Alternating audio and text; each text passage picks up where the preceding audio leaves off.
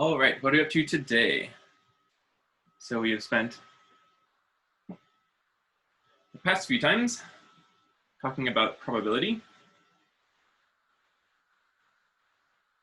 And today, we are switching to another new topic, which will be related to some stuff that we've done before.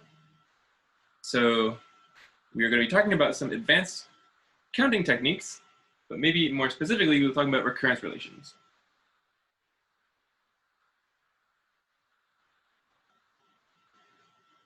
So we spent a little bit talking about counting just before probability. And we've also talked about recurrence relations before, near when we were talking about induction, which is closely related. But we're going to be talking about a new topic now, which is how to solve recurrence relations in the sense of finding a closed form solution. So we will get to that all in a moment, but I want to start with some counting to give some kind of examples and motivation for what we're going to be doing. So examples of counting things using recurrence relations. Let's start with one we've seen before, which is recall counting domino tilings of a 2x n checkerboard.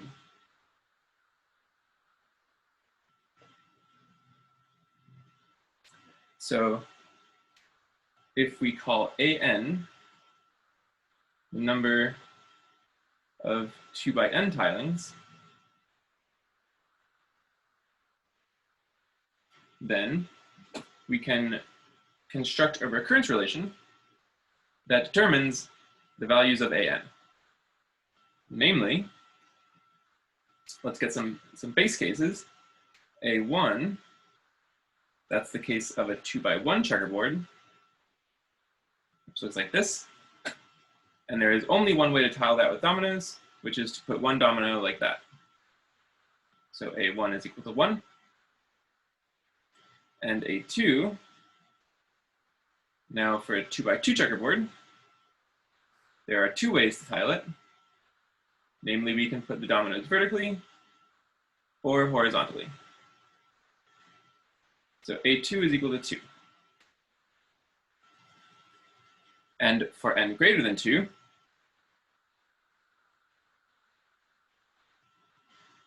let's consider how the dominoes look at the very left-hand edge of the board, or even the top left corner. So either there is a domino that is upright, like this, leaving a 2x n-1 board, or there are two dominoes horizontally, like this, leaving a 2x n-2 board.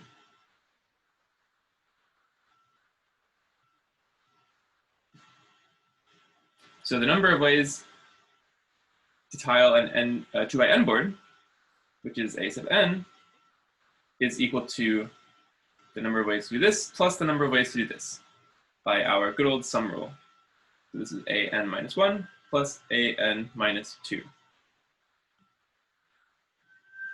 So we have a recurrence relation, and in fact, we recognize this as the Fibonacci numbers, but we don't yet know how to find an actual formula for the numbers a sub n. This recurrence relation is a sort of formula, but it would be even better to have a closed form, meaning not recursive, not referring to other terms in the sequence. So that's what we'll be doing today, is learning how to find a closed form solution for recurrence relations. And let's go another closely related example before we move on to theory. So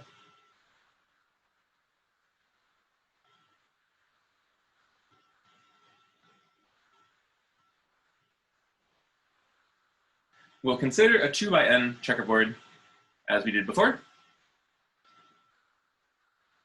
But instead of just using dominoes,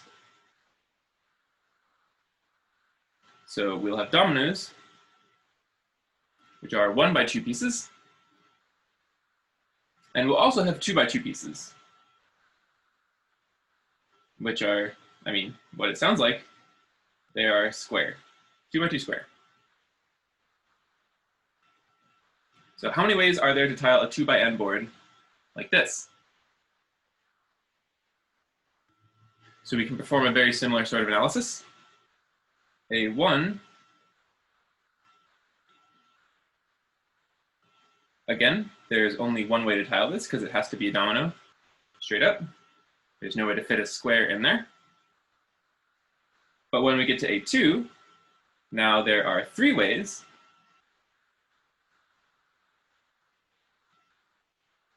Because either we can have 2 dominoes vertically, or 2 dominoes horizontally, or we can have 1 square piece that covers the whole board. So A2 is equal to 3. And our recurrence relation changes a bit as well.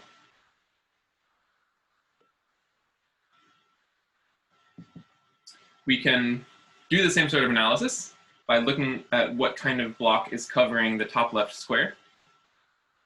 So one case is that it is a vertical domino, which leaves a 2 by n minus 1 board. Another case, as before, is that it is a horizontal domino, which leaves a 2 by n minus 2 board. But there is now a third case, that it is a 2 by 2 block. And that leaves a 2 by n minus 2 board as well. So now our recurrence relation has the form an minus 1 for this case, plus 2an minus 2, because an minus 2 is what we get in both of these cases. So here is another recurrence relation of the form that we want to figure out how to solve. So these are some examples to keep in mind, and next we will go into how to solve them.